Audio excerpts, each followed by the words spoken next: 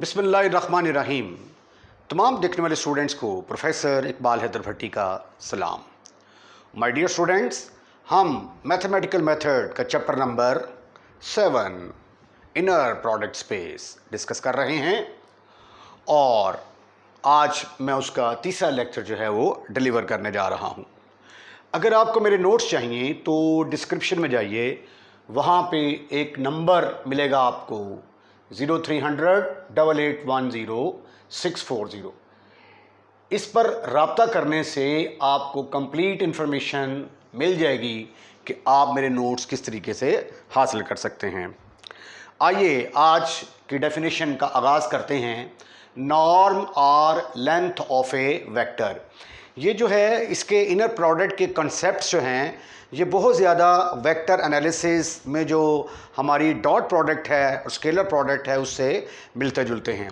जब dot product zero के बराबर होती है, A dot B is equal to zero, तो इसका मतलब होता है कि ये दो वेक्टर परपेंडिकुलर हैं, और अगर दो वेक्टर परपेंडिकुलर हों तो वो क्या होते हैं, एक प्लेन फॉर्म करते हैं।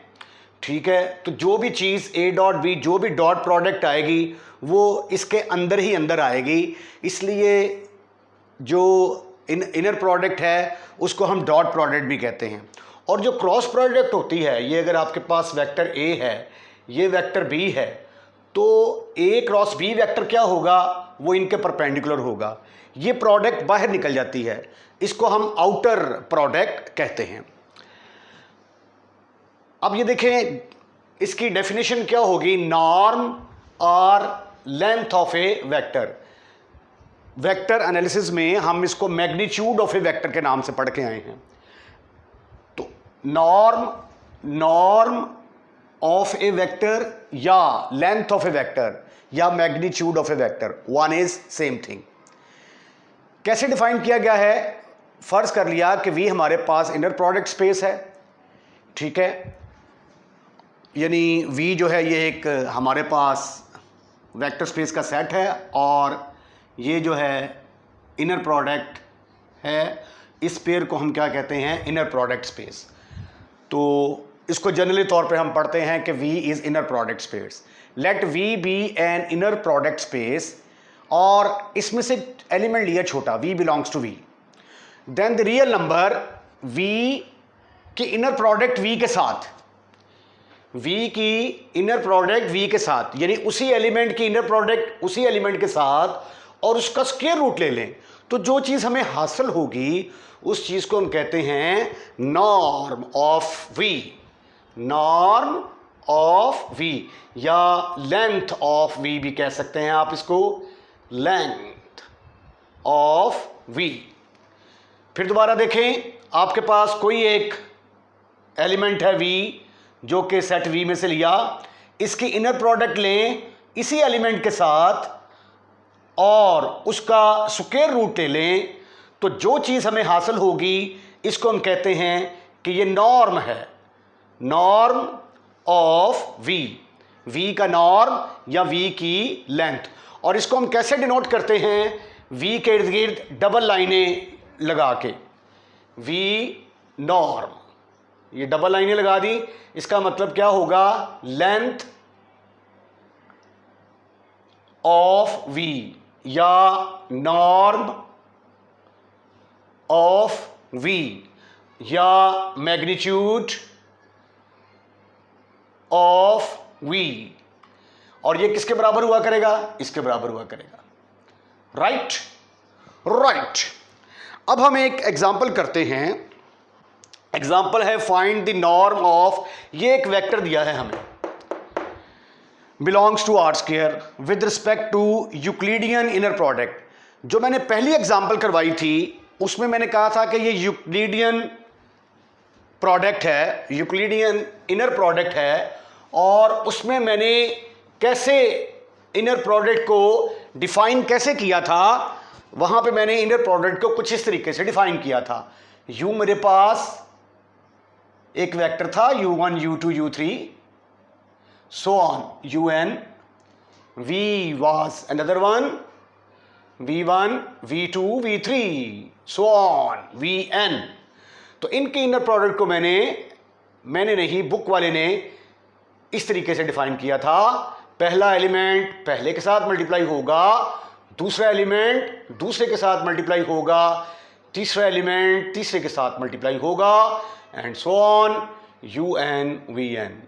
इसको हमने यूक्लिडियन इनर प्रोडक्ट का नाम दिया।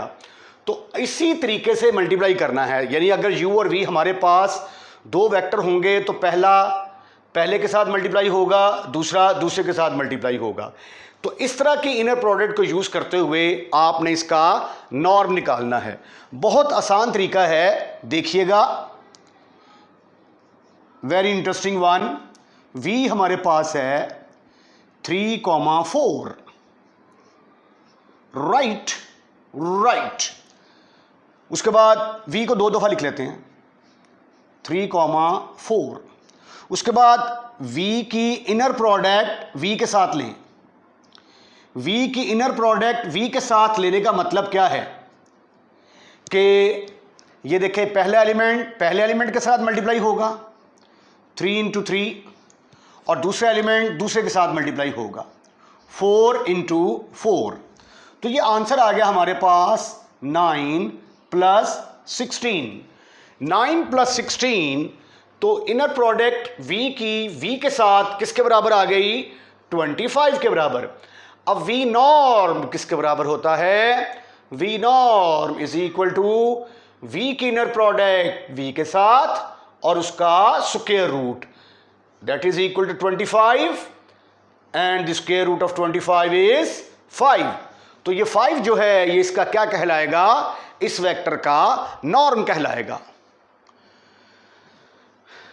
अब ये अगली एग्जांपल देखें, ये सेम स्टेटमेंट है, नॉर्म हमने निकालना है।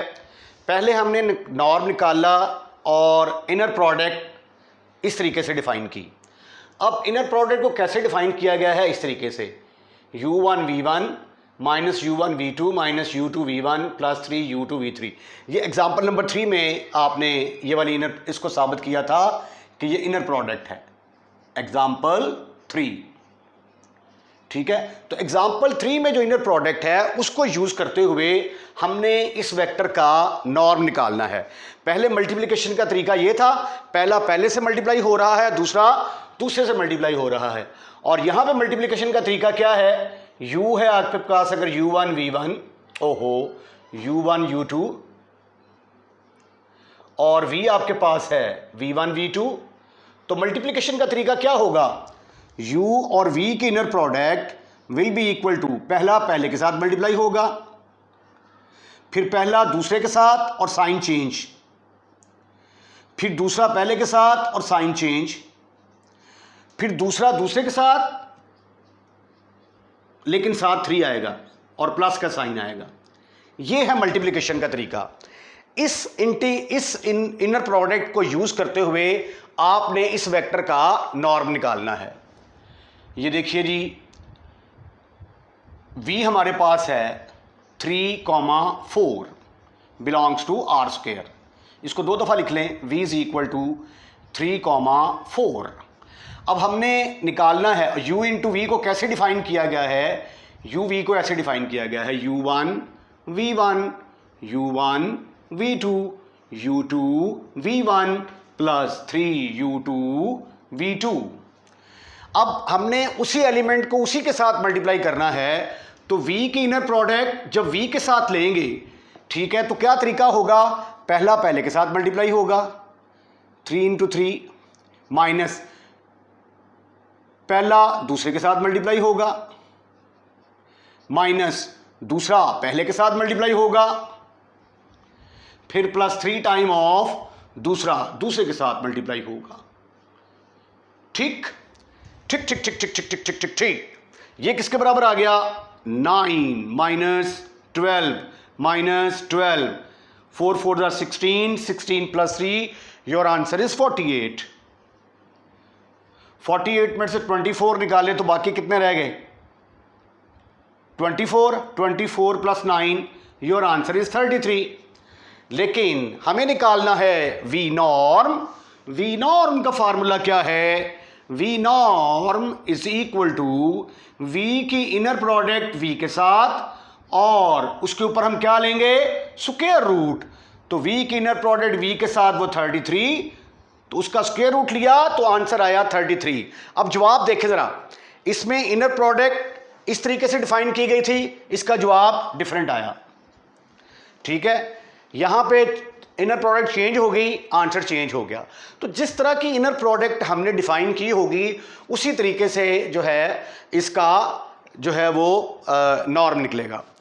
अब जो है जिस तरह वेक्टर होता है, वेक्टर का मैग्नीट्यूड हम निकालते हैं, तो ये वेक्टर था, वेक्टर का मैग्नीट्यूड हमने डिफरेंट मेथड्स के साथ निकाला।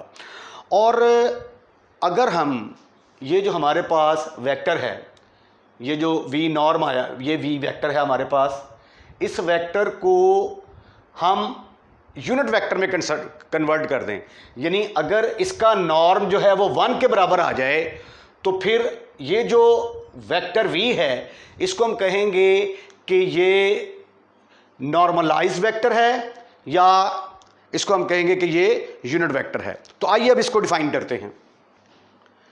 आइए अब यूनिट वेक्टर और नॉर्मलाइज वेक्टर क्या होता है उसको डिफाइन करते हैं।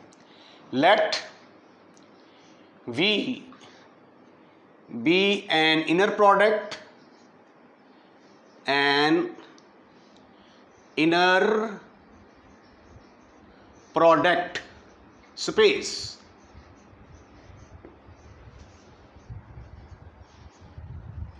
then v belongs to v, छोटा v है ये, v belongs to v is said to be unit vector or normalized vector,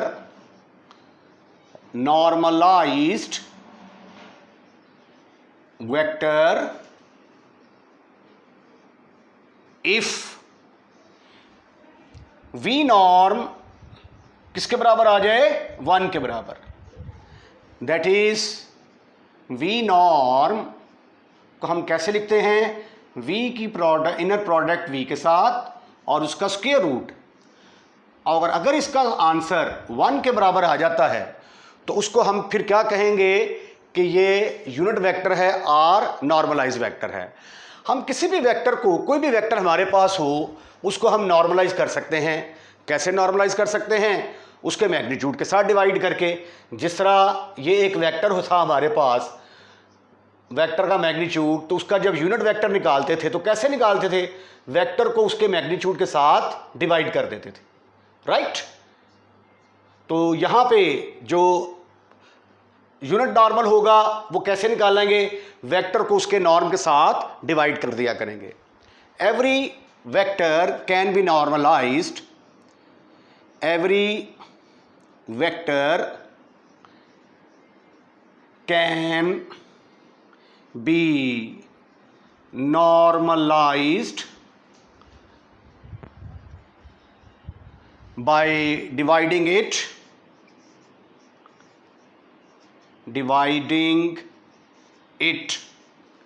by its norm। ठीक है, तो मसलन ये जो v बिलोंग्स टू v है, v इसका नॉर्म किसके बराबर आएगा, v हमारे पास ये वेक्टर है divided by its norm.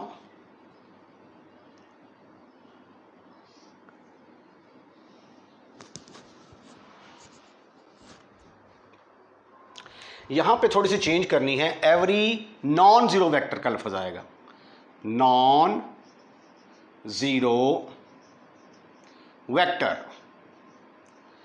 Every non zero vector can be normalize, क्योंकि अगर वेक्टर फॉर एग्जांपल 0 के बराबर हो गया, v इज इक्वल टू 0 0, तो ये तो नल वेक्टर है तो इसका मैग्नीट्यूड तो 0 के बराबर आएगा और नॉर्म इसका 1 आ नहीं सकता, तो इसलिए इसको हम नहीं कह सकते कि ये नॉर्मलाइज वेक्टर है। तो कंडीशन क्या है कि इसको क्या होना चाहिए, नॉन जीरो वेक्टर होना चाहिए। तो उसको हम उसके नॉर्म के साथ डिवाइड करके तो यूनिट वेक्टर जो है वो हासिल कर सकते हैं। मसलन ये देखिए, यू वेक्टर किसके बराबर आ जाएगा, अ vector divided by its norm. Vector को उसके नॉर्म के साथ डिवाइड कर दिया, यानी वेक्टर को उसके मैग्नीट्यूड के साथ डिवाइड कर दिया, एक नया वेक्टर आ गया, उस वेक्टर का नाम u रख दिया, या अगर आप चाहें तो v1 रख दें, ठीक है, जो आपका दिल चाहे आप इसका नाम रख सकते हैं।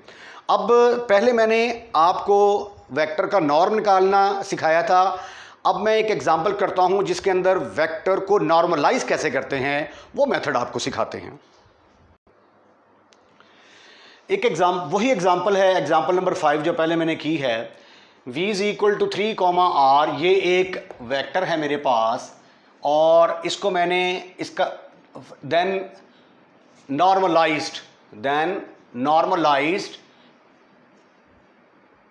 Normalised vector by using inner product. इस इनर प्रोडक्ट को यूज करते हुए इस वेक्टर को हमने नॉर्मलाइज करना है। तो ये देखेंगे v मेरे पास है 3, 4। v को 2 दफा लिख लें क्योंकि v की इनर प्रोडक्ट v के साथ ही लेनी है, belongs to r²। Inner product को कैसे डिफाइन किया गया?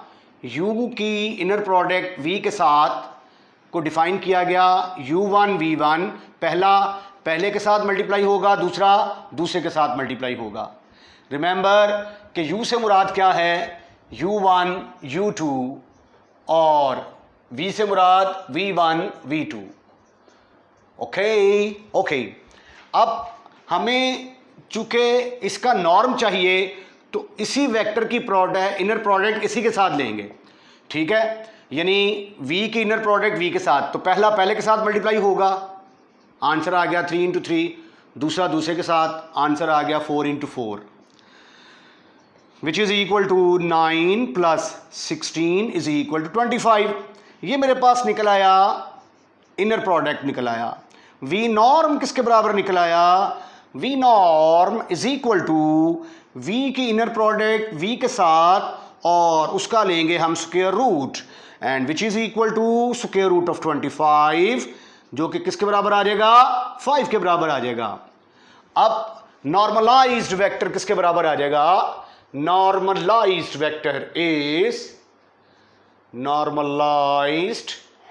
वेक्टर इज, उसको हम u के साथ डिनोट कर देते हैं, w के साथ डिनोट कर देते हैं क्योंकि ये u v वगैरह इस्तेमाल हो चुके हैं। w is equal to a vector divided by its norm. Vector हमारे पास क्या था? 3, 4, और इसका नॉर्म क्या निकाला आपने? 5। तो w किसके बराबर आ गया? 3/5, 4/5। तो इसका मैग्नीट्यूड आप लेके देखेंगे तो आंसर 1 के बराबर आ जाएगा। अगर इसी क्वेश्चन को एक्सटेंड कर दिया जाए, आपको यह कहा जाए find A vector of norm 5, ठीक है, तो वेक्टर ऑफ नॉर्म 5 किसके बराबर आ जाएगा, या वेक्टर ऑफ नॉर्म 7 किसके बराबर आ जाएगा? If we